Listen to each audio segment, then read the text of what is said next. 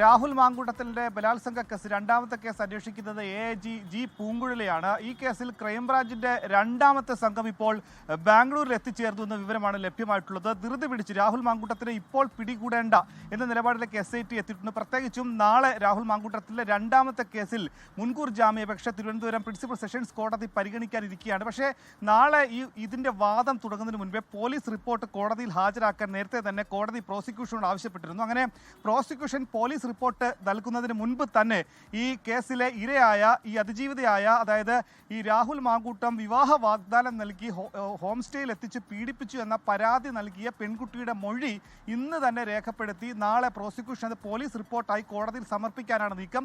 അങ്ങനെ ഒരു റിപ്പോർട്ട് കൊടുത്താൽ മാത്രമേ ആ കേസിന് ബലമുണ്ടാവുകയുള്ളൂ, കോടതിയിൽ കൂടുതൽ നിലനിൽക്കുകയുള്ളൂ. കാരണം ഈ കേസിനെ സംബന്ധിച്ച് 2023 നടന്ന സംഭവമായതുകൊണ്ട് തന്നെ ഏറെക്കുറെ തെളിവുകളുടെ അഭാവം ഈ കേസിനുണ്ടാവും. അതുകൊണ്ട് തന്നെ അതിജീവിതയുടെ